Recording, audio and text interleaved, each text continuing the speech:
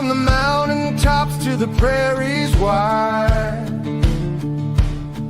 we carved our dreams where the wild winds ride. With pick and shovel we staked our claim. Through fire and rain we bore no shame. The red dirt stained our boots and skin, but it built the place we all live in.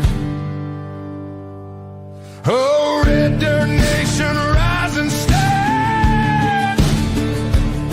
From the treasures deep in the soil's hand, a family of brothers hand in hand. This is our home. This is our land.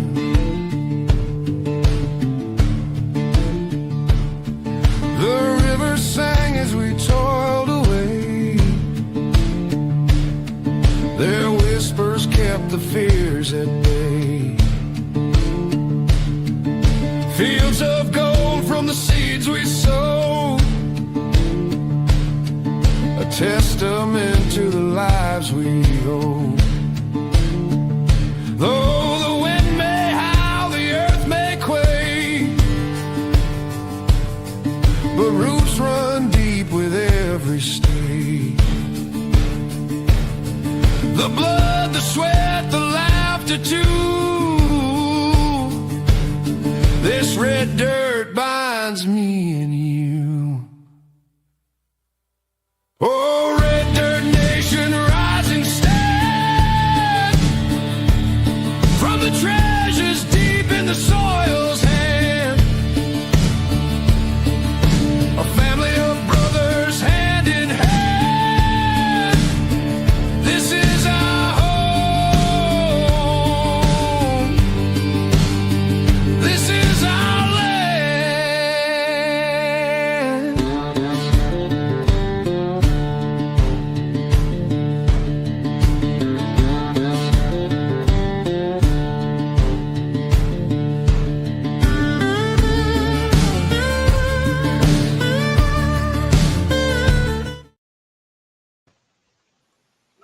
How's it going, everybody?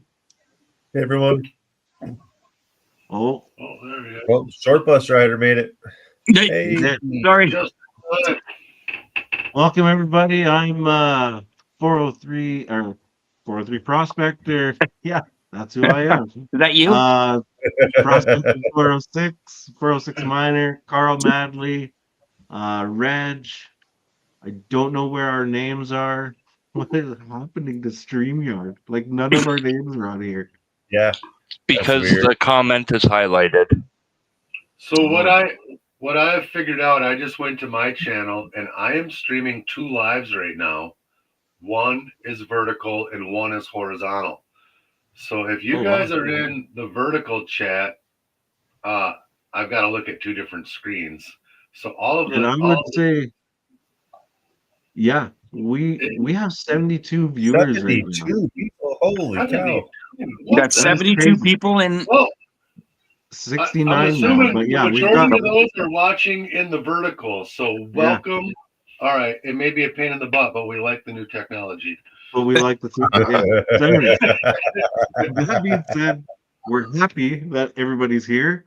We've got a wicked live tonight. We've got a special guest interview. We've got Sid Wood from RiverDance Gold Mining. He's backstage. We're going to talk to him about, everything that got him into gold mining. He's a veteran, so we're going to pay our dues to the vets. He's got a new internet series coming out as well. So we are going to invite him up and welcome him to Red Dirt Nation. Hey, How's everybody. it going, Sid? Hello, hello, Good. welcome. Thanks for having me on. Hey, no problem. I don't know what's going on here. Oh, you don't want to see that. Yeah, let's get the right guy here. Yes. There we go. That's All what I right. want to see. You don't want to see me. Anyways, how's it going, Sid? Thanks for joining us. Appreciate it. Yeah, glad to be here. Right on. So, first question: can you start by sharing how you first got involved in gold mining and what drew you into the industry? Yeah, so I, like a lot of people, I grew up gold mining. My grandfather, my family, both sides of my family came to Alaska in the early 50s. My grandpa on my dad's side was a territorial policeman before Alaska was a state. He got into mining. My dad got into mining. The whole family, by the time I was about 10 years old, we were full into mining. That's what we did for a living. And we did that for a lot of years back up in the Talkeetna Mountains behind Eureka for folks who are aware of what Alaska, the different drainages in Alaska is on the Oshetna drainage and the Black River, Bush Creek and Gold Creek, also Willow Creek, which is like a huge mining area, real close to the hub of Alaska. But I grew up as a kid at a gold mine, fishing and picking berries and running around getting into trouble. And at the end of the day, my grandfather and my dad built massive mineral jig plants with onboard water recycling. And at the end of the day, when they'd shut down and clean out, my brother and sister and I would go climb up in there and pick flakes and gold pieces out of the jigs. And, that's what got me hooked, really, is actually finding gold. That's really cool. So is that the origin story of RiverDance gold mining? No, my family got out of gold mining after, financial hardships and stuff. We switched over to soil remediation for a little while when the Exxon Valdez spill happened, and there was a lot of venture capital. So we started washing dirt, and then we got into cleaning up rifle and pistol ranges for the military using mineral jigs. And during that time, I grew up and joined the military and moved away from Alaska for a little while. And when I was, I'm just about 50, and a few years ago during COVID, actually, my wife and I bought a camper, and I wanted to do something while we were out camping. I wanted to go prospecting. It's just tons of places here in Alaska to go. And so I started looking around at what was available for equipment, and I was floored that nobody still today has built a real portable mineral jig, which my dad, sluice boxes are the most abundant tool out there, and for good reason. They work very, very well. Oh, yeah. My dad, he was absolutely against sluice boxes. It was mineral jigs or nothing. And so I was looking for that just to see if there was. And I decided to make one since I couldn't find one. And it worked so well that I showed a couple people, and they're like, yeah, you should probably, look into selling these. So that's over the last few years, that's where we're at. Oh, wait. And you can see some of those jigs behind you then. You got your little workshop just moving. Yeah, so I build everything by hand. What you can't see in front of me is a dartboard with a bunch of pieces of templates, metal templates up there that I use. I cut everything out, shape it. This is a screen tray that I hand built everything, and I'm about to ship out a machine to a guy in Arizona. So anyway, yeah, it's my hobby and my passion. I am less than 6 months away from retiring from my normal job, and then I'm going to do this full time. Oh, awesome. Okay. That's so now you're cool. living the dream. Holy, you're a lucky guy. I'm jealous. So, obviously you're using those jigs, I'm assuming, to catch gold, but will they catch sapphires and other heavy minerals that people might look for? Yeah, absolutely. That's one of the cool things about mineral jigs. If it can be separated by specific gravity, you can use a mineral jig to get it. Any type of precious metal, precious gems. I have sold jigs to guys using them for diamond mining, sapphire mining. Dan Hurd recently used one of my jigs to proof his peridot mine that he's venturing into. and to see if a mineral jig could separate the peridot from the basalt, which is very close in specific gravity. And it worked so well that they're moving forward with the project. Oh, nice. Yeah. That's awesome. I asked because there's a lot of sapphires around here, so I figured something like that would be super useful. Just to you'll chime see. in, I work with Dan Hurd on Sundays. I'm Dan's moderator. Awesome. We have a question from Prairie Prospecting. How important is classification? Well, like with just about anything, it helps. This is a very small machine. We have 3 different models, and each one is centered around basically a 5-inch hutch, 25 square inches, and it will, a rock, 2-3-inch rocks are not going to move through that little bitty machine, and they'll block enough of a section of the screen. So I tell people, if you screen it down to 1/2 inch minus, that's really, really good. 1/4 inch minus is perfect, because then you can screen out the 1/4 inch jig shot with the same screen, and you keep your jig shot clean, and everything's moving through under its own power. You don't have to pluck any rocks out. Oh, okay. That's wicked. Mm-hmm. So who are your early mentors or influences in the mining world?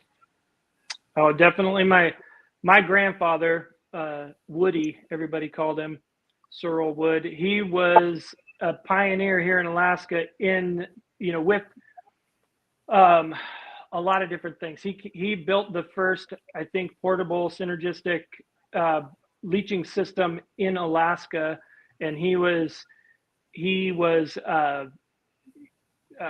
consulting with mines all over the U.S. and all over Alaska. People would send him ore to test out, and he was always experimenting, always trying new things. I'm sure he toxified the neighborhood and us plenty. I remember him sitting out in the yard with the burning mercury, and he retort set up there. And anyway, he just loved experimenting. He never graduated high school. He was one of those guys that lied about his age to get in the Marine Corps, and then he was in the Korean War and World War II, and just did everything. He was a territory policeman, a truck driver, worked at a diamond mine, gold mine, and he would just learn. He was a pilot. Anyway, he was my biggest hero as far as gold mining and everything. He's the one that got me critically thinking about stuff and problem solving. Oh. So, talking about your mini jig, what like a lot of us guys are just prospectors, and I think a lot of the viewers just low key prospectors, not a big mining operation or anything like that. Do you have a machine that's easy to take out? Like the ones behind you look pretty big. I don't know if I would take one of those out. Yeah, our smallest machine is the Mini Max. It weighs 12 pounds. It's about 15 inches long, 20 inches high, and about 8 inches wide. It's that's the most portable machine we have. It's a simplex jig, so it has one hutch. Even the duplex jig, and behind me up here, there's the one you can see the easiest right there. It's larger. It's what we're calling the Pro Series. We haven't started selling them yet. I've actually sold a few, but they're being sold as a custom build. Those are 7 by 7 inch hutches. They're almost double the surface area of each screen tray. And that our normal duplex jig, the RiverDance Max, weighs 17 pounds. That one weighs a little over 20 pounds. Our biggest machine weighs 27 pounds. Oh, really? Yeah, and that's a 2-stage wow. triplex. It'll do it. You run through one stage, and the cons from that one filter down to the second stage, which is a simplex. So you get 3 different classifications of material, and it just super concentrates everything. Wow. So Miner Mod Gold is asking, how much does the Mini Max retail for?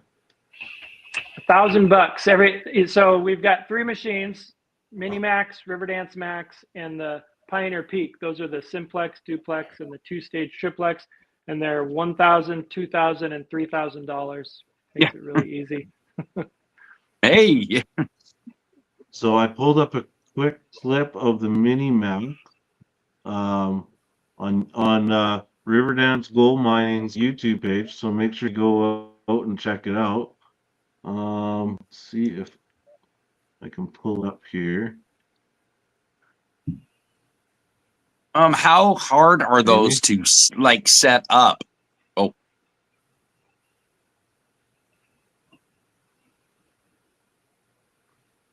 It was there.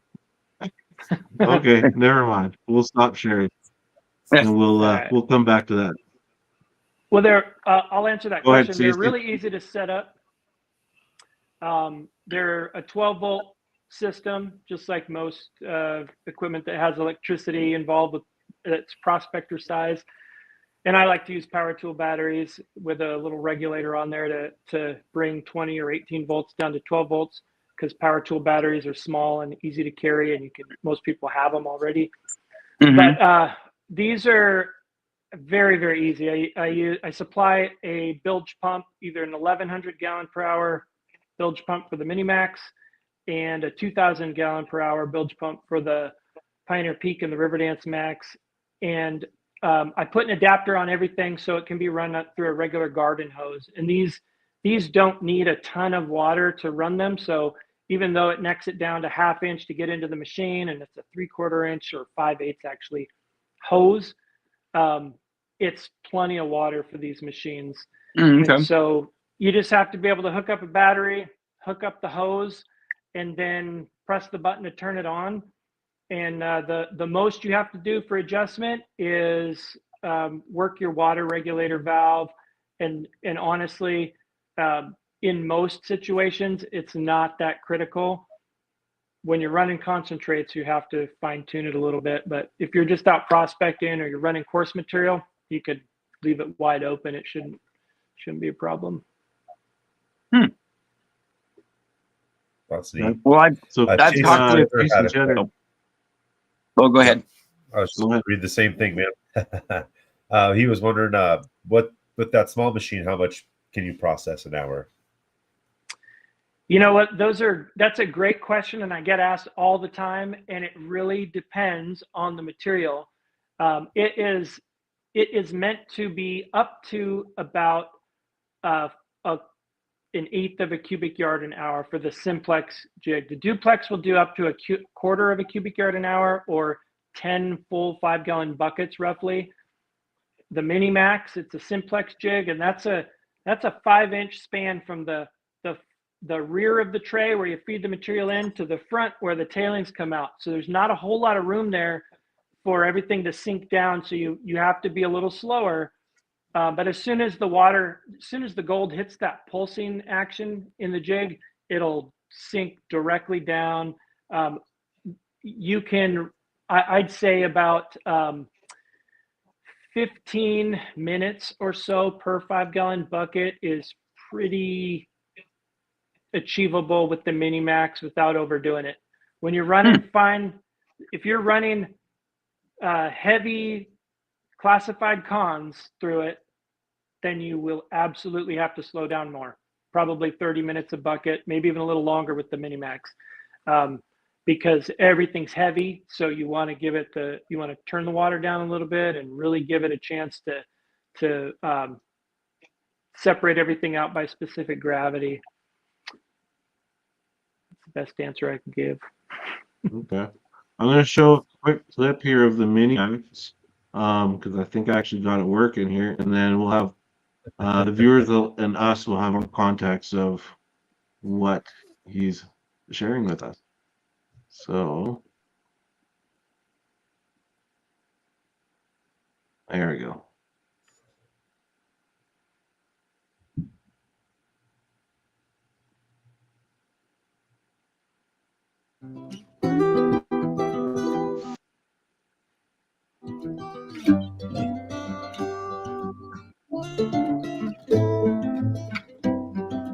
That's where your garden hose goes in.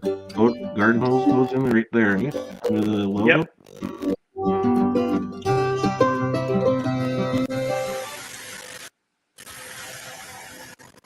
How small that thing is. Oh, wow.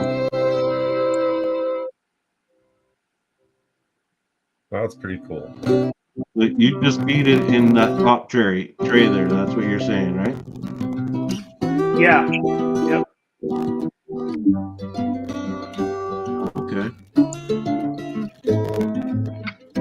Is there like a water volume control in this jig, or are you just like how is the water controlled?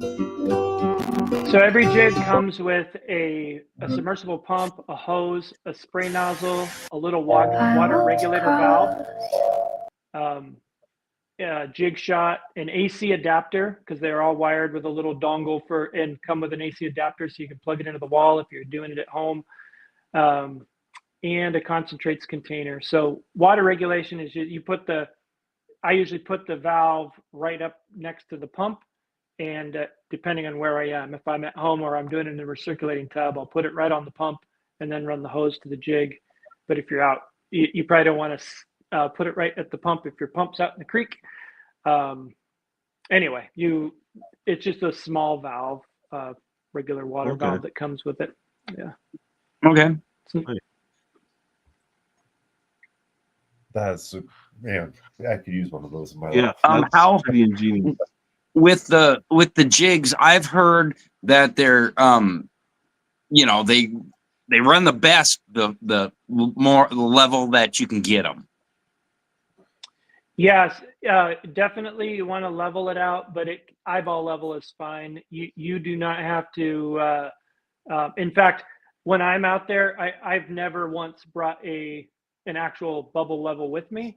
I do use one when I set up demos, but pretty good is close enough. Oh, really? Okay. You don't want it to tip forward, obviously, because again, it's a short distance from the rear to the front. Side to side is not such a big deal, but you definitely don't want it tipping forward. But honestly, the throw on these things is only about an inch. It's a 1/2 inch cam, and so the throw is 1 inch, and it's you're not going to throw stuff out of there. Really, what you're going to do is if you've got too much water pressure, that's really what's going to get you, or you're feeding it too fast. As long as it's pretty level, you are good. Yeah. Oh, okay. Nice. How long did it take you to come up with the prototype for this?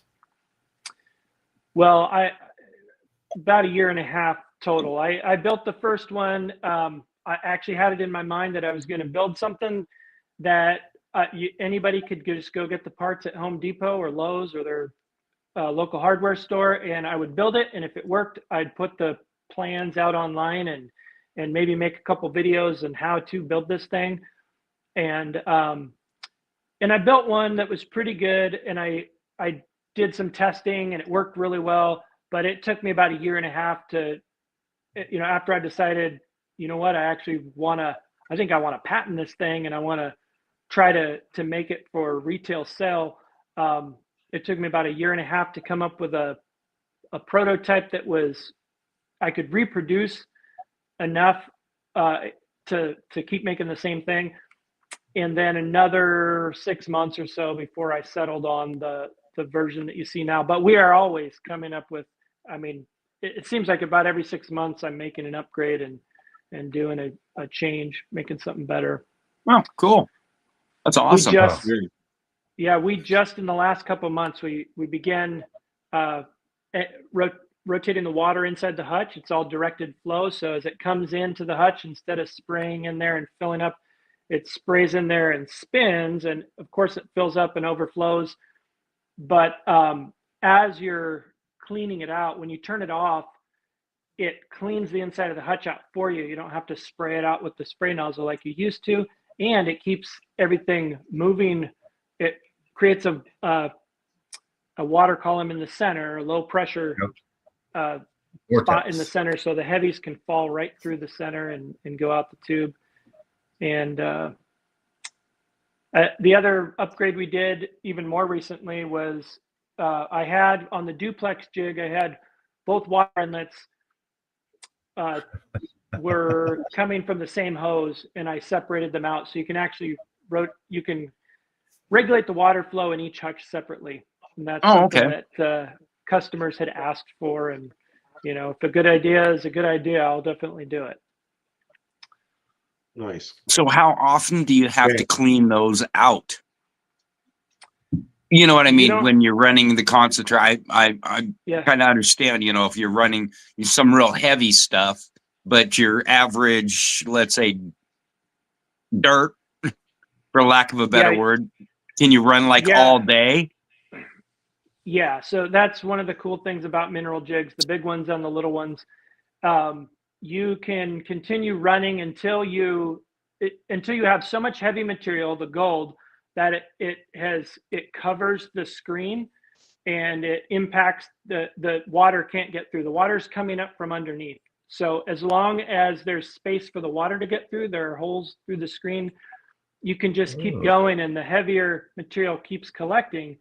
And it takes, we found out, about 27 ounces of gold in one of these little jigs to plug it enough that the water is not able to get through, and you'll just hear it thumping against the screen, but it's not coming up anymore. Otherwise, 27 ounces of gold. Yeah, if the jig shot starts coming out, that's another really good indicator, because something heavier, something denser has got underneath it and is pushing it out. So if your gold is not flat and it's, you know, nuggets or pickers, and there's a lot of them, it'll start pushing it'll displace the shot. Otherwise, the only reason to stop is you're out of dirt to run through it, or it's the end of the day and you don't want, you should never leave your jig shot in the tray overnight. It will cement. No. And, it gets that's a bad day. Yes. How are we going, Joe? 27 ounces of gold. Yeah. So we got another video here of your I think it's your two jig system, and you're digging in a culvert here. You're taking a chance. So let's. You can walk us through this video if you want.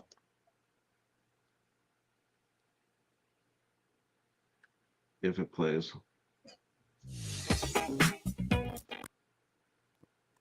See you, Chelsea. Just kidding, eh? Well, if this is the video I'm thinking of. Welcome to. Yeah, this video is you'll notice this is a green PVC framed machine. This was our original design, and that's the culvert at my parents' house up on Lazy Mountain here in Alaska. Did not expect to get anything out of there, but like I'm finding out, there's pretty much gold everywhere. Anyways, I don't think I can share because I'll just freeze everybody up. Anyways, that's your double thing, right? What was that?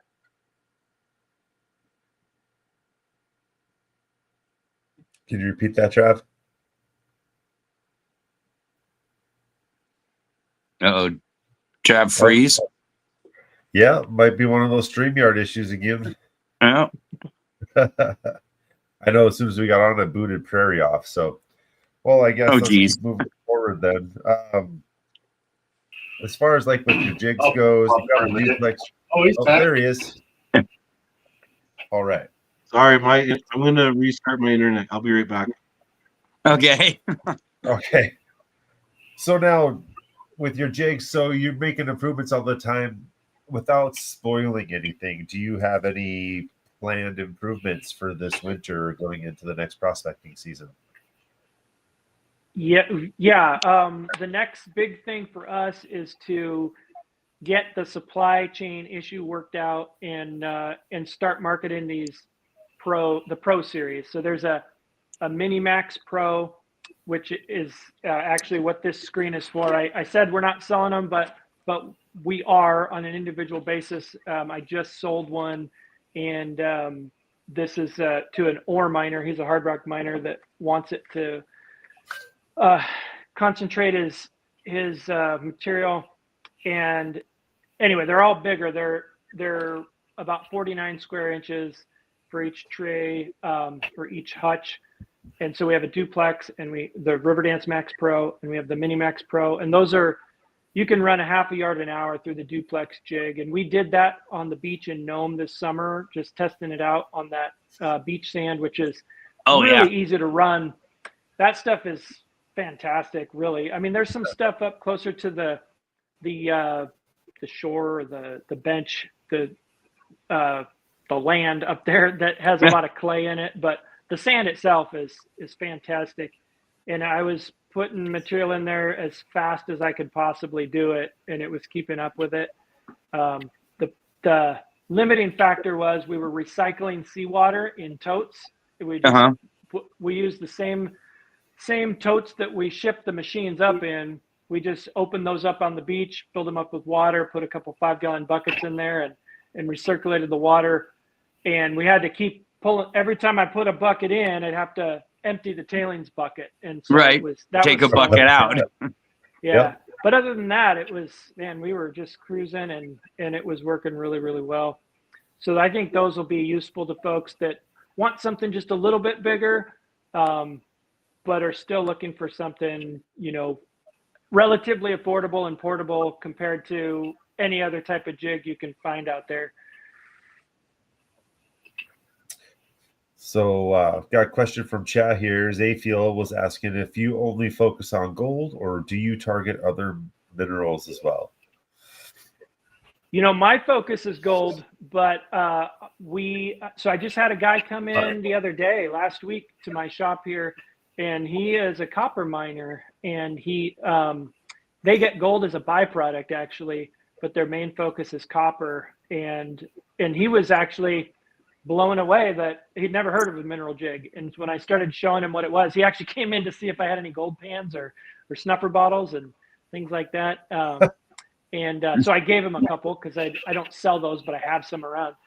And I showed him the jigs, and he was like, holy crap, that's pretty cool. So yeah, anything you can separate by specific gravity, you can target. I've got guys that use my jigs for gold mining, silver mining. That guy might grab one for copper. I don't know. But gems and gold are the most popular. Yeah, because you said something about diamond mining too. Yeah, I don't know if Nico Jackson ever comes in here, or is somebody you guys are aware of. He mines and sells crystals that he finds and gems and things. And so he bought one of my jigs, one of the very first ones. He's probably in the first 10 machines that I ever sold. He bought one for diamond mining, and he's had that thing for over 3 years now. And I just sent him a brand new RiverDance Max because he wanted to get into gold mining. And so he's shipped it into gold mining, and he's put out some videos with that, with his old green machine, using it for diamonds and using it for gold, and then now with the new the RiverDance Max. So wow. So that's assuming really that cool. It'll get garnets then too, right? You probably get a bunch of garnets at the bottom of your screens. Oh yeah, if we see a lot of garnets here, and it'll actually, anything that's got a higher specific gravity, it's going to hang on to as it's pushing everything out. So what's cool about these little jigs and why they retain gold so well is that there's not enough water flow really to push the material out. The water's pulsing and it's overflowing, but it's not rushing through there, and it's not coming from behind and pushing the material. You're adding the material right on top of the hutch, and then as you add material in, the heaviest material displaces anything lighter and pushes it out, and it'll keep doing that. So yeah, it works very well in that way. We got my daughter's going to walk by really quick. I was looking everywhere like, what was that? I did get that video. I can try to play that one Travis was trying to bring up. If I can get out of full screen here. We'll try it one time and then I'll give up. It's the miner's way. I turned the sound off. Is this the right one, Sid? I don't know. It doesn't look like it, but oh yeah, I guess it is. Yeah. All right. Been a I'll long let you time since I explain watched what's that going one. on rather than play the sound. Yeah. Well, I went and I took I filled a couple buckets out of my parents' culvert right next to their house up on Lazy Mountain, which is not known as a gold bearing area. Of course, just about every stream and river in Alaska seems to have some gold in it. This is really what got me started saying, if there's gold there, this thing is going to find it. And I've got the original RiverDance Max. In that machine, you had to turn the whole machine over to dump the jig shot out and to get your oversized cons out of the top trays. We've since made the screens removable for clean out, and you can switch screen sizes and all that. But anyway, didn't find a lot, but I found three pieces of gold. There's one right there. There you go. Pretty good size. And that picture. Wow. Yeah, there's I started saying, if there's gold in the dirt, this thing's going to find it. And I honestly, I've only been skunked one time using my jigs, and that was I went and grabbed a little bit of catastrophic failure there on my stand. I went and grabbed some material from the Homer Spit, which is not a place that anybody can mine or should mine. In fact, you shouldn't dig dirt off the spit because it's necessary and it's a finite resource. We put the dirt there to make this spit out into the ocean. But at low tide, I went and dug up some dirt just to see. And of course, there was no gold in it. But every other time I've gone out, I've at least found, little teeny tiny bits. It's not always a lot, but it's always something. I even found gold in Florida beach sand. Some friends sent me some beach sand so I could make a video to see if the jig would capture shark's teeth, and it did. It did retain the shark's teeth, but there was gold in the material too.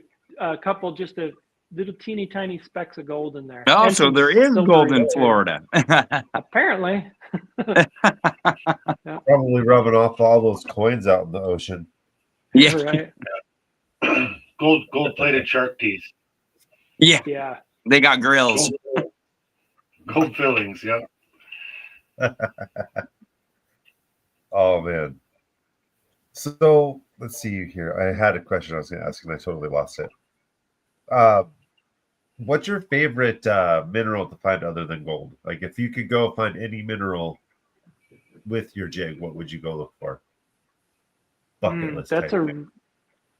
That is a really good question. Maybe.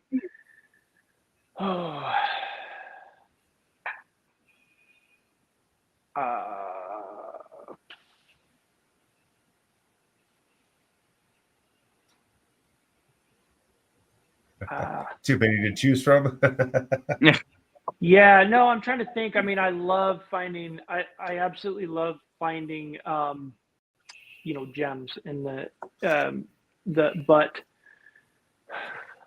as silly as it is, my favorite thing to find is cubic pyrite. It's just the coolest thing. It seems like it's not real, and and when you get material that has a lot of that in there, it's like, it's hard to separate out, and two, it's just really neat looking. So I always, when I get some, my youngest daughter and I like to pick that out and collect it.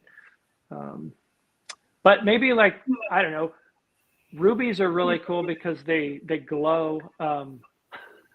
Anything you can see under a black light. I did see that on your teaser video where the guy was in North Carolina using the black light. Yeah, South Carolina. Yeah. South Carolina, yeah. We found some rubies when we were down there prospecting, and it's pretty neat. But then So now you're going through all your rocks with that black light before you dump the classifier out. That's one thing I haven't found yet is rubies. Yeah. That'd be cool. We might know where we could find some like cubic pyrite. We know a spot. Yeah, cool. Yeah, I have people sending me material all the time, and sometimes it's got some just really cool stuff in there, big old garnets or a lot of pyrite and things like that. So pretty neat. Awesome. Yeah. Okay, if free you could, material is cool. your bucket list, where would you go in the world to gold prospect? Your bucket list, if you could go anywhere in the world. New Zealand. That's Exactly. the top Yeah. 5 answer. Yeah. Yeah. Australia, New Zealand. Australia, New Zealand's mine. Yeah. Do you have any who would- superstitions or rituals you do before you do a big run or clean out? Oh, no, I don't. Maybe I should start one. You don't do the super dance or any of that, huh? Nope. I do this, I have a routine that I do, but it has nothing to do with rituals or anything like that. I'm not, nope. Pretty boring in that regard, I guess. What's the long-term vision for RiverDance gold mining? Oh man, you know what? We are still too new to get my head really wrapped around that, but it has been such an amazing experience so far. I mean, folks just the folks I've met so far, and some pretty big name people have been either interested or gave me a call just because, like Mike Pung, the guy that, the Gold Cube guy, called me one time just to say, hey, I heard about your jigs, tell me about it and stuff. And that was pretty amazing. And, I'd like to, I just want to be able to travel, go places, go to gold shows and go to the prospector get-togethers and go to visit the different gold clubs around the country and see what other people are doing. And I just within the last year and a half heard of for the first time those dry washers. I've never in a million years would have thought people were using a dry, doing that to get gold. Using air and blowing air. Yeah. I mean, absolutely, it works. How cool is that? Yep. Well, just if you be ever able to find travel your way more. driving through Montana, I'm the president of the Gold Club here in Missoula. Yep. All right. Free to come anytime you want. There's also sapphire mines and all sorts of stuff to go do here. We can point you in the right direction. I just took Travis and Carl on a expedition across Montana for those said experiences, actually. Yeah. Very cool. Montana sapphires right there. I think your jig would be a little bit easier to run than the little stuff you have to do by hand here. Could you imagine setting that up there when everybody's using the thing at the table and we just bust out one of his jigs? That would be wicked. That'd be like, get out of our way. Just dumping bags in it. I would like to at some point, get to that level where I can have the jigs either, that folks can lend them out, have them at gold clubs or at destinations. The people go do the gold mining experience and either lease them out or have them to give out to folks that are doing that. That would be pretty cool in my mind. I actually, there's a place here in Alaska called Crow Creek Mine. A lot of people go. You have to pay to get in, but it's a historic mining area. It's really, really neat, and you can always find gold there. But while I went there for the first time, and two other people that had my jigs came, and one of the guys said, hey, I know that other guy's here like every week. He's always running one of your jigs. Anyway, that was just super cool. Oh, that'd be cool. That would be sweet. You could send one to the Flower Gold Wizard. He's got 85,000 subscribers that would love to see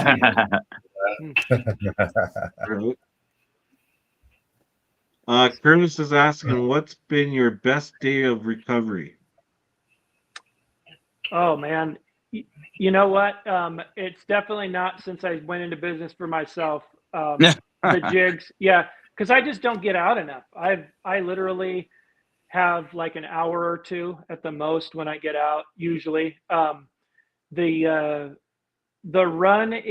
last run we did, the final day before we flew out of Nome this last summer in June, was probably the best day, and I dumped almost all the gold out on the ground because I wasn't paying attention to what buckets we had. But we recovered more gold that was minus 100 than we did of the larger gold, and there was 1 gram of minus 100 gold, and I bet you that, and from the previous days, and then we ran like 3 or 4 times that much that last day, and I bet you I had at least 2 grams in that minus 100 concentrates, and it was just a little bit of black sand in the bottom of a bucket, and I thought, oh, this bucket hasn't been cleaned out yet, and I rinsed it out, and my brother came over and said, where's the concentrates bucket? And I said, what are you talking about? And it was all, yeah, I had washed it out. Yeah, I could see gold all inside the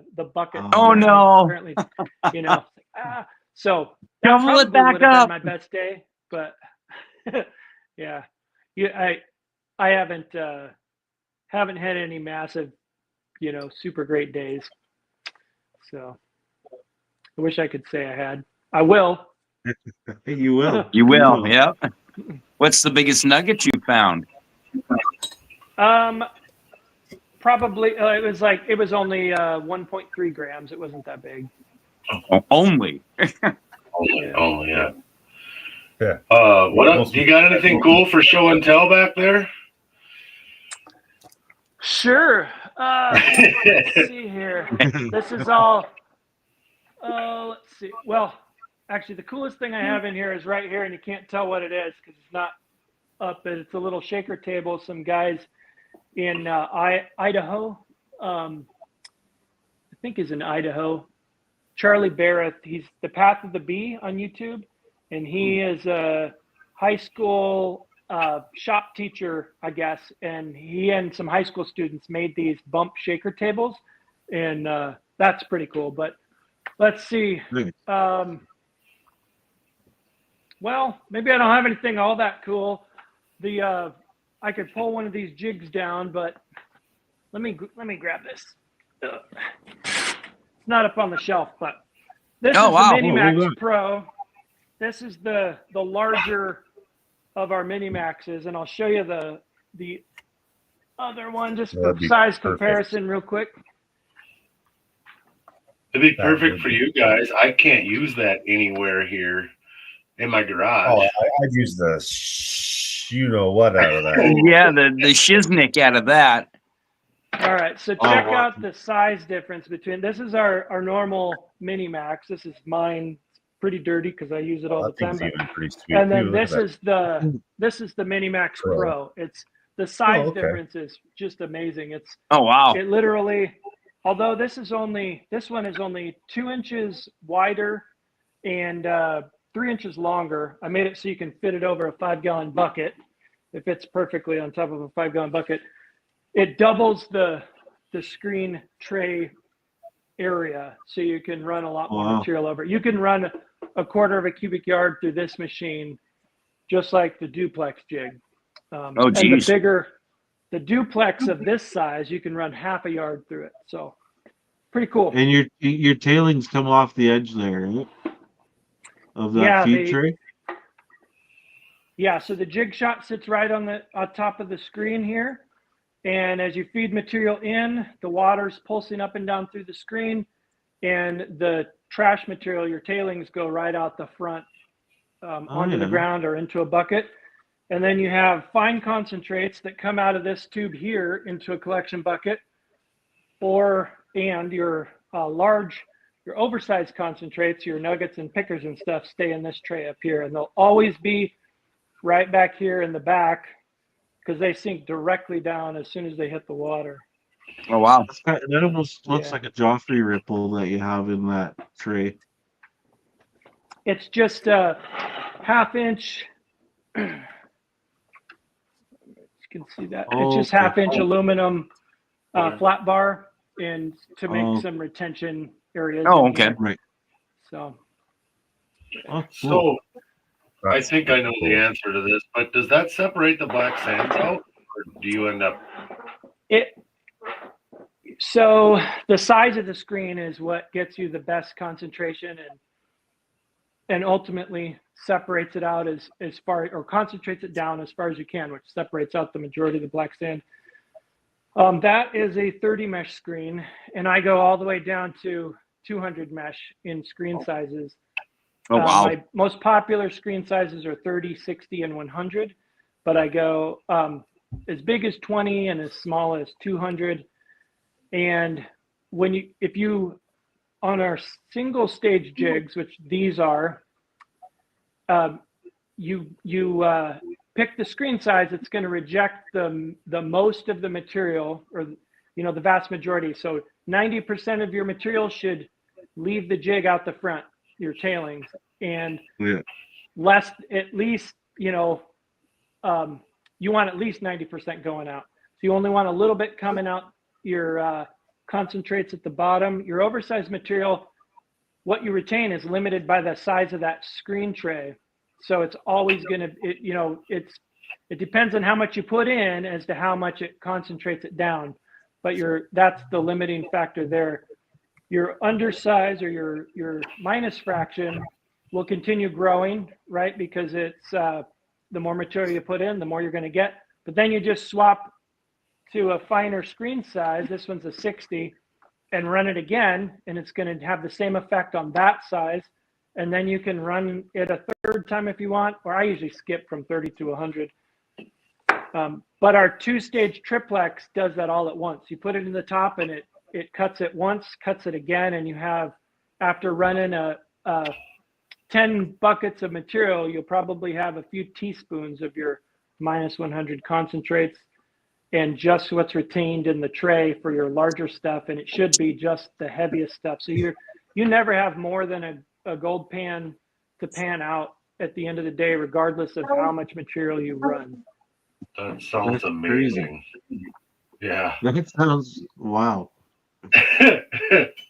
Oh, so when do you have to buy the screens separately? Like you get one screen with the jig, and then you have to buy them in increments or whatever, unless you buy the one that comes with all three. Yeah, you get each machine the one screen to make it go. You choose that screen size, and then you have to buy separate screens. Okay, those are additional. Yeah. That's wicked.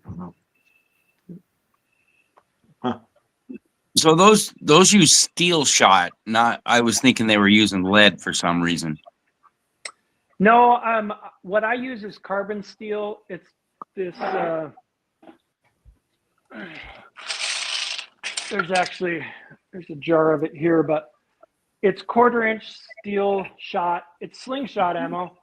As long as you keep it clean, you don't leave it in the jig overnight. Don't leave it in a bucket of water because they will rust. The reason I like to use carbon steel instead of stainless steel is it's magnetic, and you can pick it up with a magnet if you don't have a 1/4-inch screen.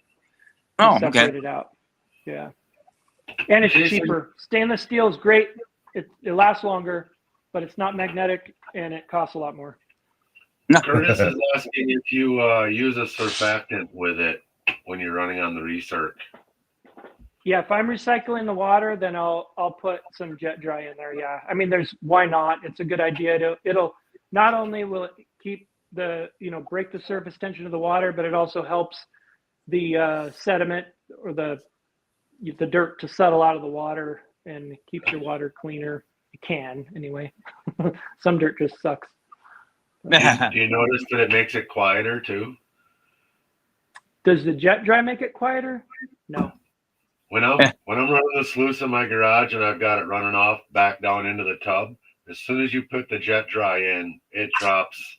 It's the change is very noticeable. You can hear it on camera for sure. Yeah, if the only noise was from the pump, I would agree with that. But the motor on these, some of them the motor stays pretty quiet, but they have metal gears in them, and they can get kind of loud. They're tough little motors. Haven't had any of them quit on me yet, but they do make some noise sometimes. And you said you're running on a like a cordless DeWalt battery with the adapter. How long does like the 20-volt battery run? Yeah, so first of all, you want at least a 4-volt or 4-amp-hour battery. I've had a couple people try to use like 2.5-amp-hour batteries, and they start running into issues. The machine will run for probably, I don't know, maybe 4 to 6 hours on a 4 or 5-amp-hour battery. Wow. The pump won't run nearly that long, maybe a couple hours. Even the little, I've got 2,000 gallon per hour C-flow pump, and they're up on the counter there, little 1,100 gallon per hour bilge pumps, and it really doesn't seem to, those suckers draw 8 or 10 amps. They have a much higher power draw. The machine itself, all the machines have the same little 12-volt motor, and they're all 3-amp, 35-watt motors. They're very, very low power draw. So you can run the machine. I always say put the machine on its own battery and put the pump on a separate battery, because you're going to have to switch out the pump battery more often, and you can just keep running the machine on the same battery. But if you put them on the same battery, you might run into problems where you can't figure out what the problem is. Your water pressure is it a machine problem or a pump problem? It seems to simplify things by just separating them out. So the pump's the power hog then. Absolutely. Yeah. So do your machines only run with DeWalt batteries, or can they be rigged to run other batteries? They're 12 volt. It's a 12-volt system. You have to ask if you want you have to order that special, and usually I sell those when I do in-person sales in like doing demos and things like that, or special order, like if there's some sort of event. But normally I just tell people what they can do and point them where, at like Amazon. You can get one of those adapters for Craftsman, Milwaukee, DeWalt, Rigid, Cobalt, Makita. all of the above, Ryobi. It's I've ordered and used those for all battery types that I have and anybody in my family has. But I don't usually sell those. If you get it from me, it's more expensive because I got to get it and then. Right. Yeah. The shipping from from the States to I Alaska. just was wondering if there was a way to like make it so you could use all types of batteries versus just a DeWalt. Yeah. I've looked into that. I could put the voltage regulator on there, but I'd have to keep an inventory of the different size. I'd have to. I don't know if I want to do that or not. I think it's probably just easier to stock. Yeah. But I mean, even if you have the links for other people to go find it themselves, Yeah. I do have something kind of cool. So I don't know. This is really simple. Somebody asked me about this, so I did it for the state fair this year, and I've had a few people ask for them since then. But it's just an ammo box with those voltage regulators in there.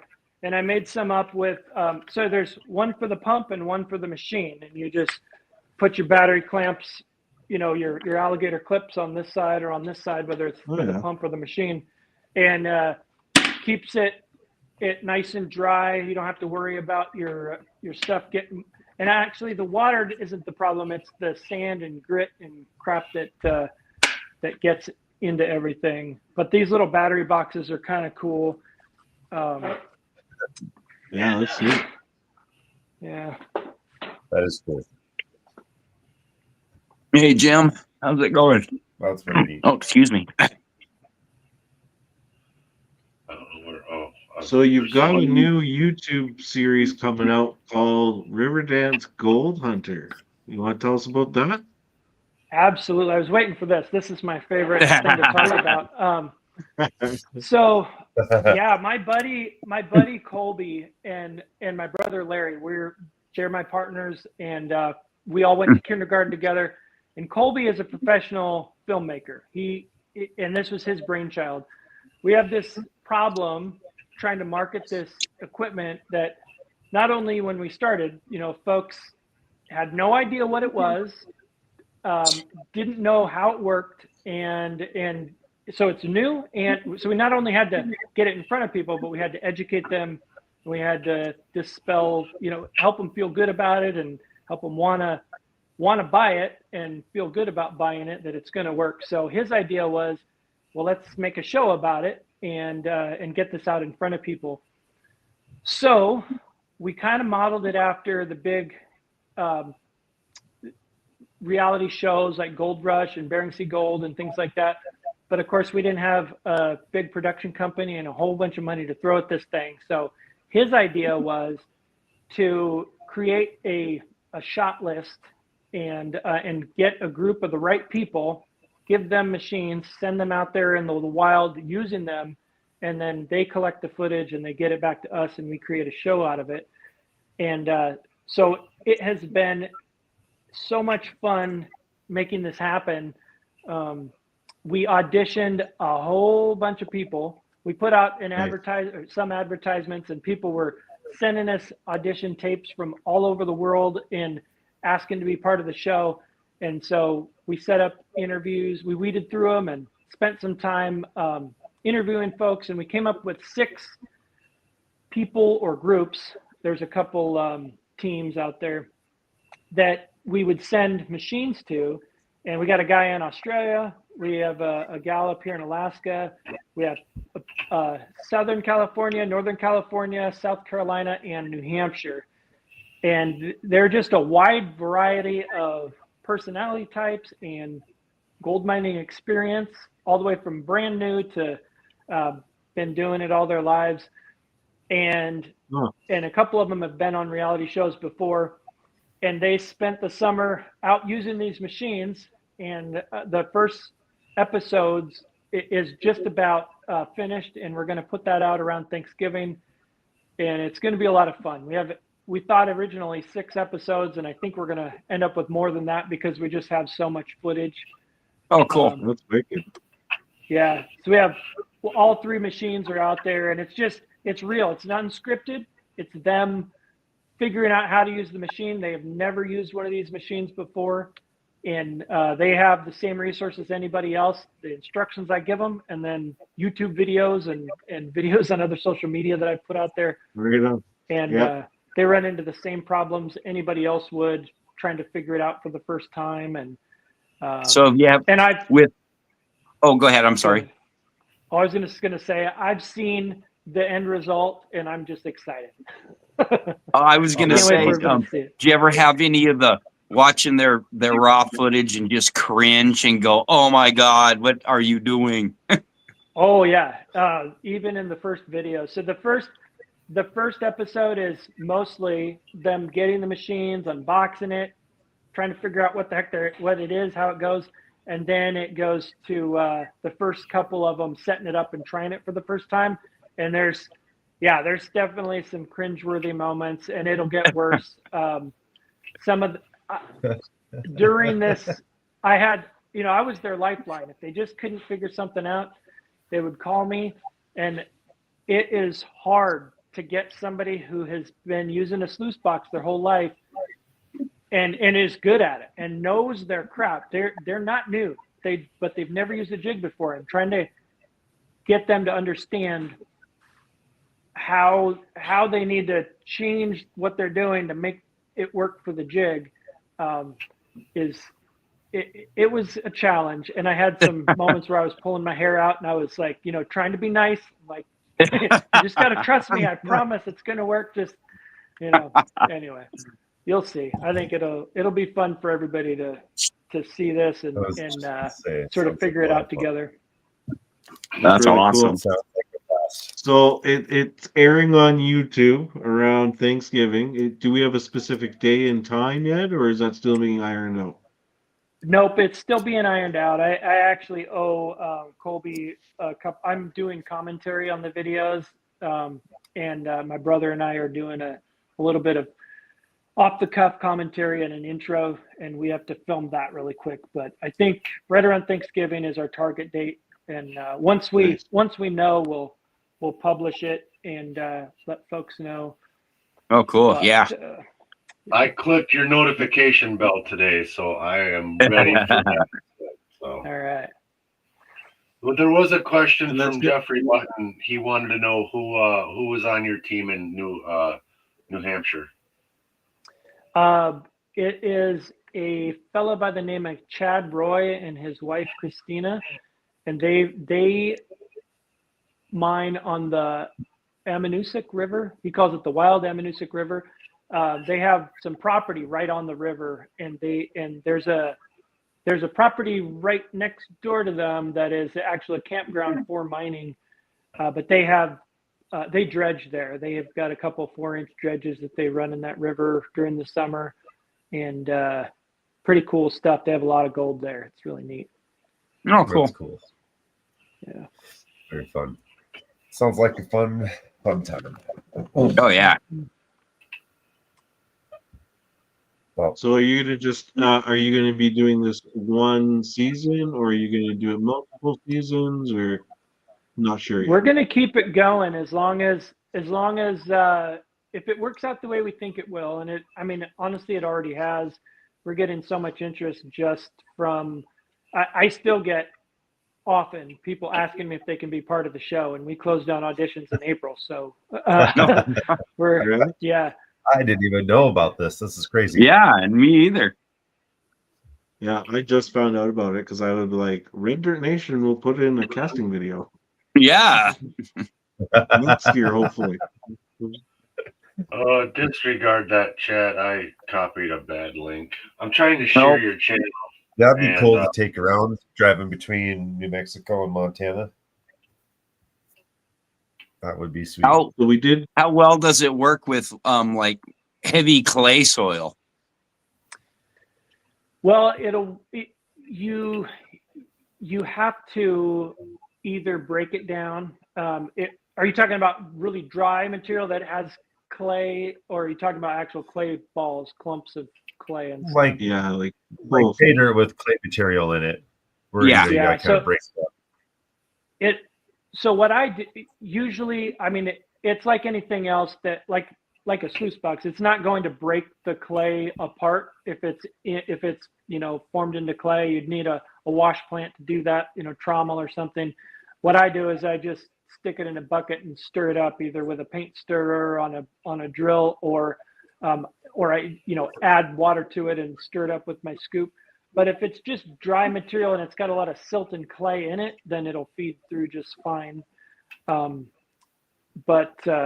Yeah, you got to go slow with clay balls and stuff. But we ran into that, like I mentioned earlier, a little bit in Nome and some places here, even in the valley where I live. There's some places with a lot of clay, and I just break it up with your fingers, or like I said, pre-mix it up before you put it in. Feeding it in a slurry is, it's kind of hard to beat that for a feed type material for any type of equipment. It just will always feed better if it's in a slurry. But Yeah, because up at our club claim, there's a ton of clay. It's a real bear up on the hill. yeah.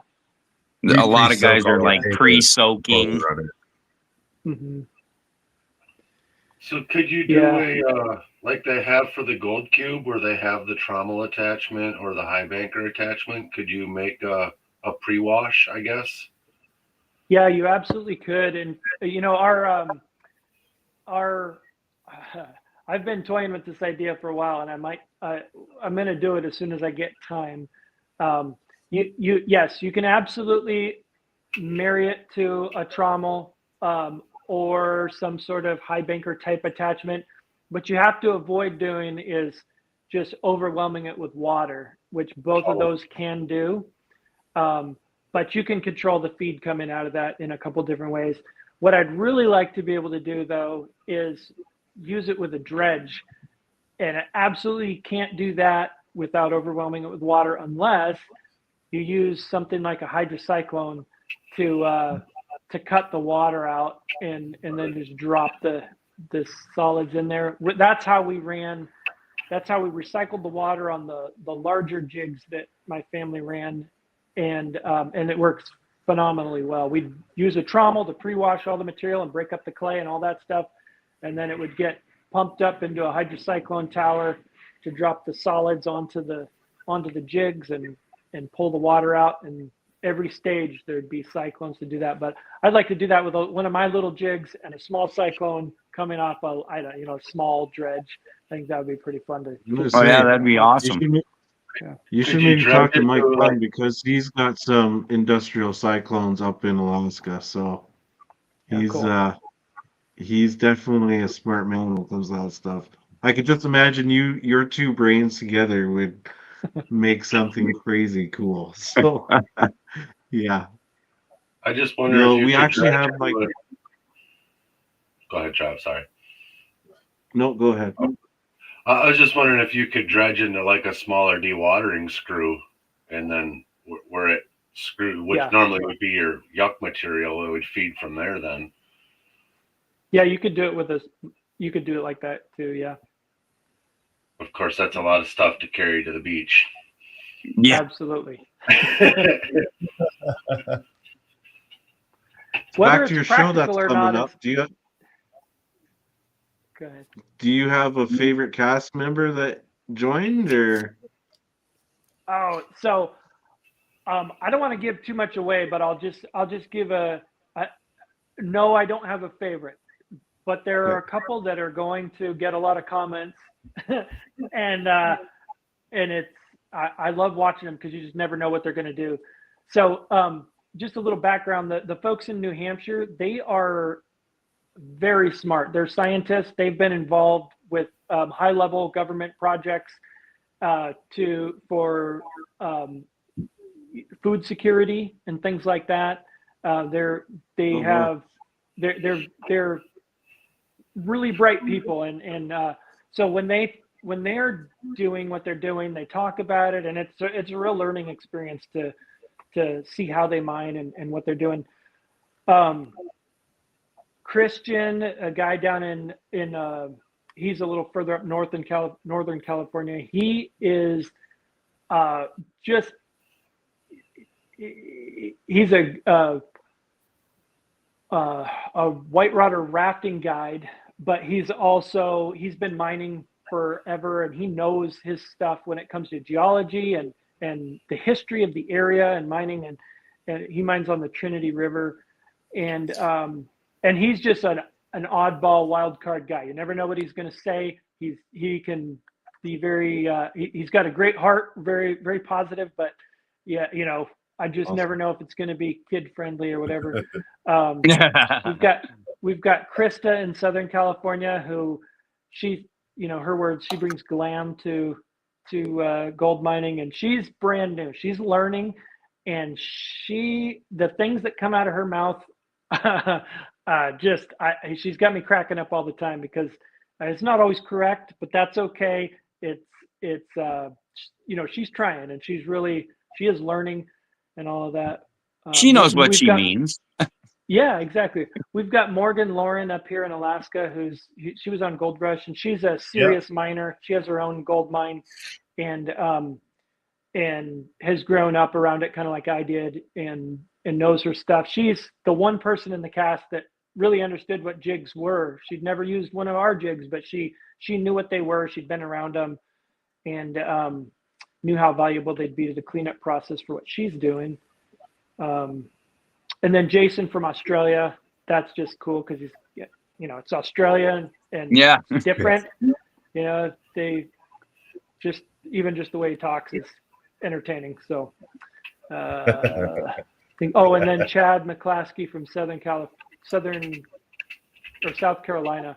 He's deep country, and that guy puts in the work. When he goes mining, it is up and down hills, it's no joke.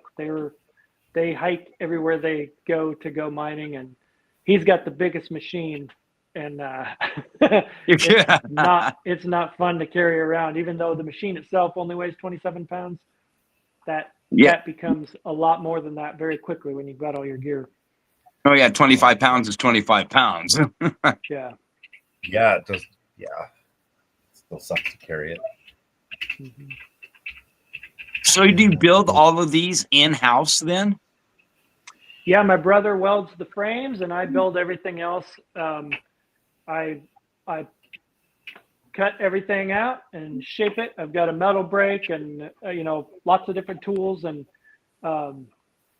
we build them all in-house. And we're looking at manufacturing, but we're not there yet. Our volume is still low enough that I can keep up with it almost, and we're doing pretty good. But we're getting there. It's like becoming a nail biter every time, whether we're going to meet our deadline or not. Yeah. Just about time to turn this full time, like you were saying, then, huh? Yeah, for sure.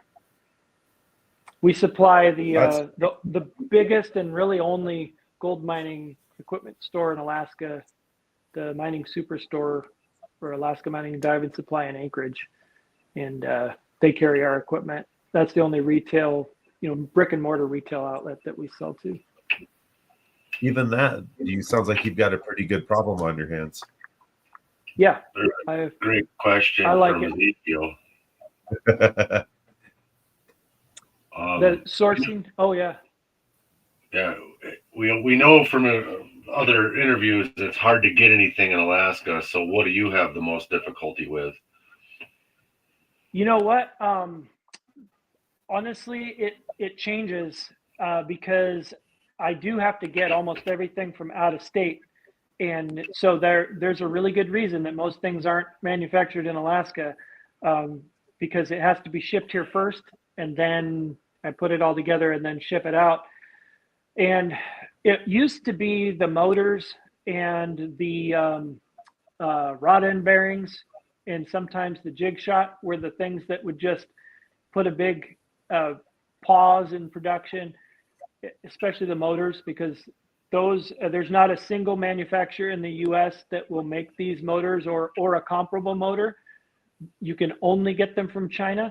And I even had there's an outfit that specializes in matching up manufacturers with motor manufacturers in the U.S., trying to get people to use made in the U.S. motors, and they could not find a manufacturer that that could make a motor that was similar to these, unless I think I needed a 10,000 quantity, to start with in order for somebody to begin manufacturing them. And I can't do that yet. Eventually I will, because it kills me that I'm buying motors from China. But so right now though, everything's pretty good because the Amazon, which is where I source most of that stuff from, has they have a distribution center in Alaska now in Anchorage. And so what used to take me 2 to 3 weeks to get takes just a few days. Oh, nice. Yeah. Do you get the drone delivery? What's that? Do you get the drone delivery? No, they don't do that in Alaska yet. That'll be pretty cool. But the hardest part for me to get for that I'm not meant, one of the reasons I haven't started selling these yet is this hutch here, this piece for these bigger jigs. I can't get it in Alaska at all. I have to, and I can't get it shipped up here through the places that carry it. I have to, and it's one of those really weird things. Home Depot carries these. It's a 4x8 PVC reducer, and Home Depot carries them down in the States. And they will not ship store to store, and they won't ship it to me in Alaska. So I have to buy it online, have it shipped to my buddy's house in Georgia, and then have him ship it up to me. I've had plumbing supply companies try to order them for me, and 6 months later, it's still not here. So that's the most ridiculous the double shipping, issue that I have right now. Have you tried the rest of these, the normal size ones I can get, if I can't get them shipped to me quickly, I can run down to the hardware store and buy them for a few dollars extra a piece. They're more expensive to get them here, but they're always in stock. Oh, geez. There's a company called Dakota Supply Group, DSG. They took over our big plumbing warehouse here, but they have a website, and I know they ship everywhere. Just maybe they might have one. Yeah, if I can get a reliable source for those, and I don't have to go through my buddy in Georgia, I will do that if I have to. But it's not DSG. I'll look that up. Yep. I'm not guaranteeing it, but they might. So yeah, it's 2025. You would think that we could, overcome stuff like that at this point, but I don't know. You would assume. It just doesn't make any sense. Right. But here we are. Oh, that felt good. Well, we're about an hour and 20 minutes in. Somebody, should we take a quick commercial break here? Travis has a video for, I believe, our next week's guest. I am trying to get my computer to cooperate with me. I don't know which video it is, though. Travis, are you? I see you're hanging out in the back. Can you pop on our commercial quick for us? Oh, Red Dirt Nation, rise and stand from the treasures deep in the soil's hand. A family of brothers, hand in hand. This is our home. This is our land.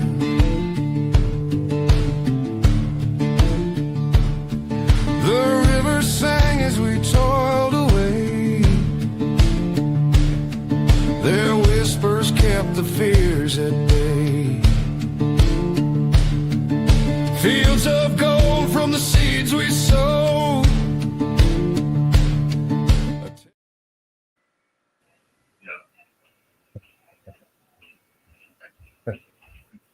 Oh, fun stuff. I went down for another cup of coffee and it's all gone. Well, why'd you go? So I guess there was a couple. One of the last questions I had was for people who have adverse health effects and maybe have a hard time getting out to the mountains. Would this be a piece of equipment that'd be easier for them to use at home or even set up themselves out in the mountains? Let's say they're in a wheelchair or they're having to walk with a cane. Yeah, I one of the things that I really like is the ability to set this up in my garage at home. One of my close friends, his dad has one and he walks with a cane. He wanted something he could just sit down next to and feed from a chair. You can absolutely do this. I really I started doing it for my demos because it was such a great way to set it up, is recycling water inside a tote. You just go get a Husky tote or a Craftsman or whatever brand at the hardware store, that those closing lid totes, or you can do it in a regular, removable lid tote. The Mini Max sits on a 2-gallon bucket perfectly, and the RiverDance Max sits on a 5-gallon bucket perfectly. So you just set it on top of the bucket for your concentrates, put a 5-gallon bucket in front of whichever machine it is for the tailings. Everything's overflowing into the same sump, and you just drop your pump in there and you can just run it all day like that.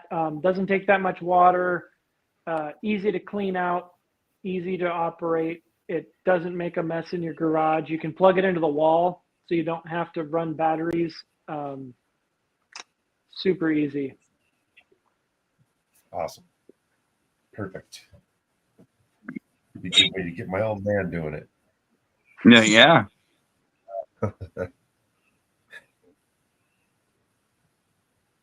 There's probably a reason why there are not gold mines in Wisconsin or Michigan.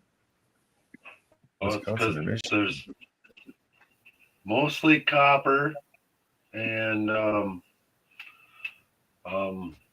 there is just a little bit of gold, but there is currently a company from Canada that is drilling for gold a couple hours north of me, and they have really good results from all of it. You can Google it.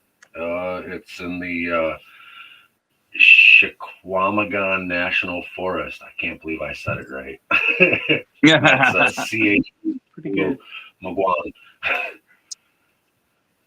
I love that flow copper that comes from Michigan.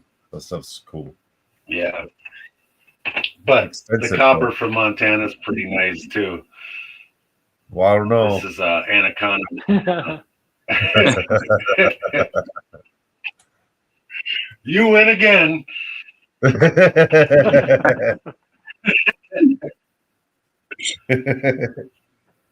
No, that dude, you found that next to a fire. You got lucky. I don't know how you guys. Not that one. That was out of the gift shop or the antique shop. Travis is asking if you do any work with veterans and gold prospecting. You know, I would love to. We do offer a military discount on our equipment and stuff, but yeah, absolutely. If, I know there are, here in Alaska at least, there are organizations that do fishing charters for veterans and first responders. I would love to do the same thing. I just bought a claim down on the beach in Kenai this summer.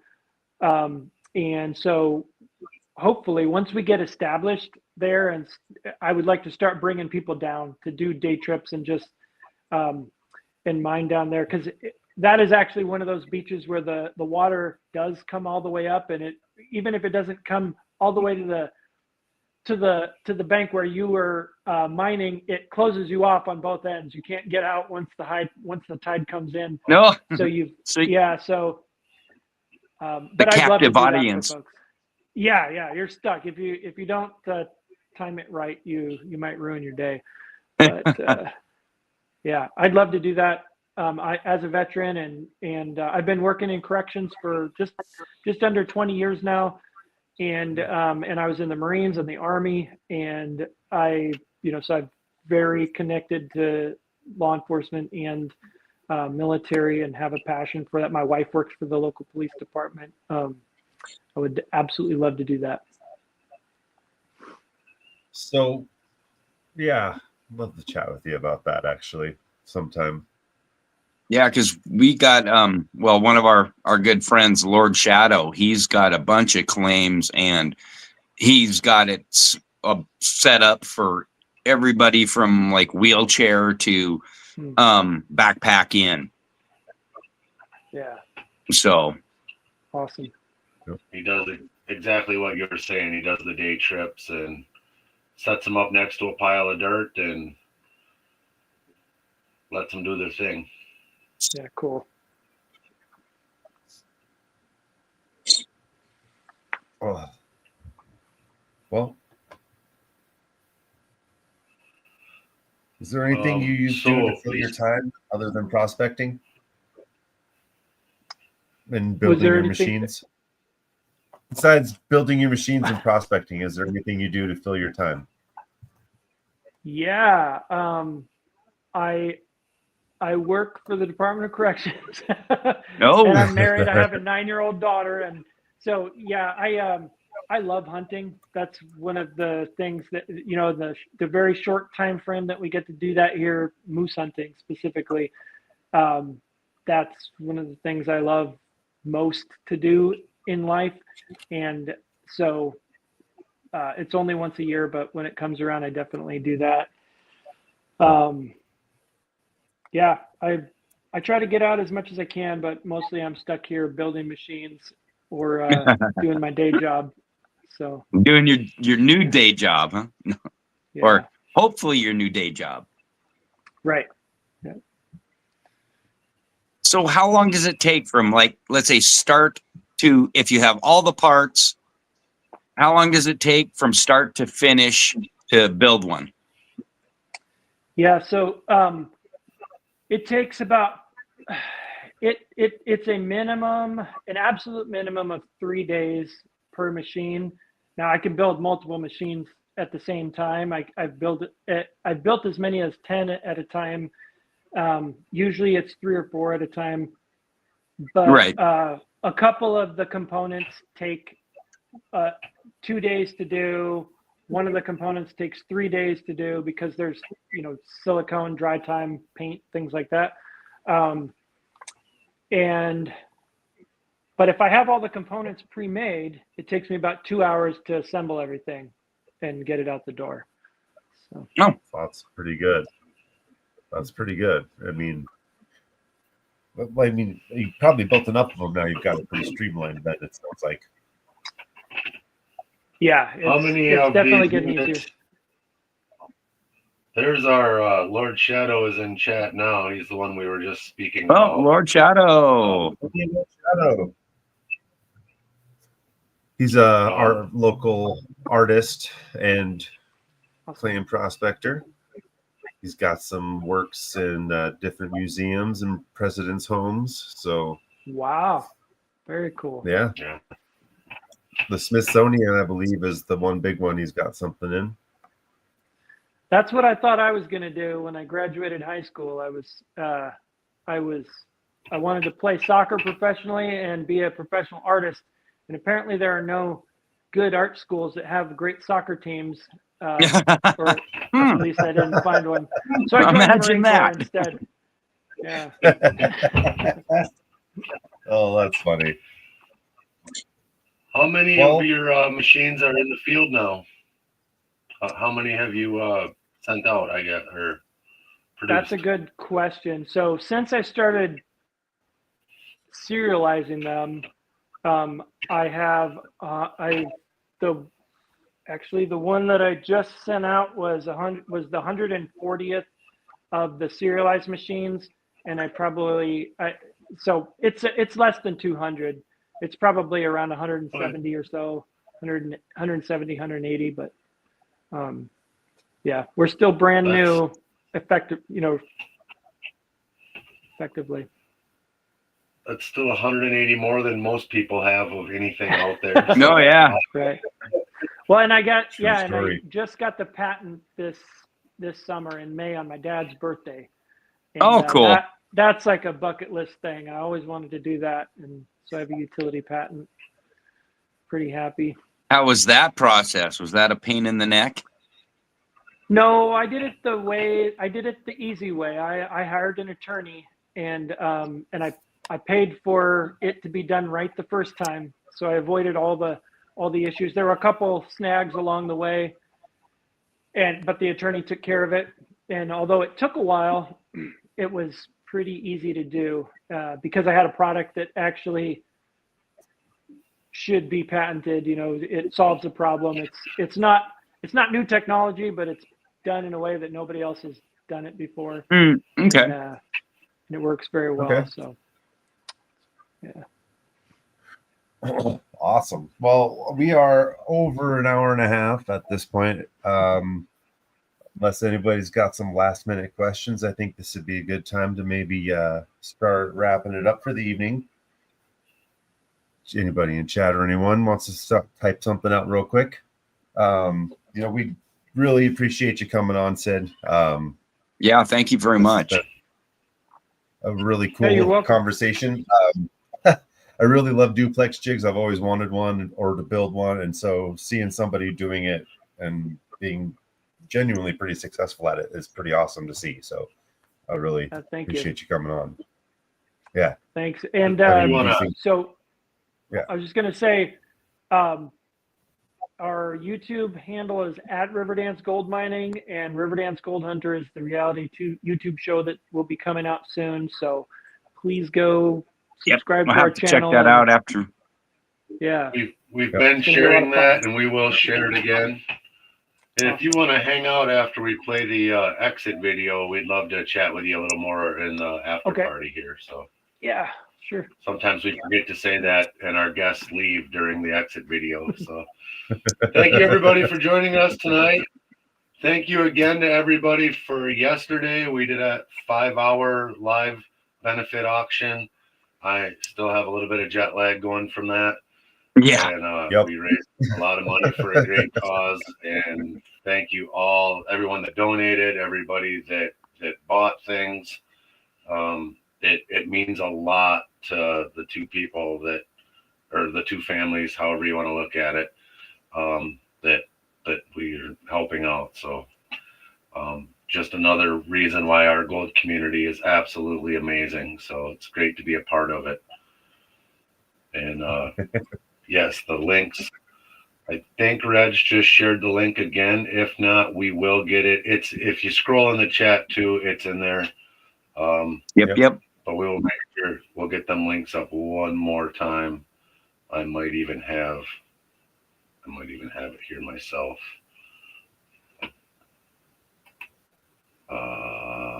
Right there. All right. So this. Oh yeah, Reg is on it. Somebody's doing it. So Reg just shared. Reg's always on it. Everybody's channel. Yeah. One of them is Super Moss got it. Yep. Oh, gotta get somebody all right. taken care of, modded up on the channel. She 3PO, you have a wrench now, so you can check out the people in chat's channel. Sorry about that. Also, Yeah, thank all Rods. you guys for bearing with us with these updates. Apparently, with YouTube doing the vertical shorts, they've created a whole separate live for those. And so you're in actually, like if you're watching on my channel, there's two different chats for us to follow, where normally we follow the chats from 4 and 5 channels. Now we've got 8 and 10 chats to follow if we're not watching the one on the screen. So it's going to take us a minute. I'm glad this didn't happen yesterday, because it would have drove us insane.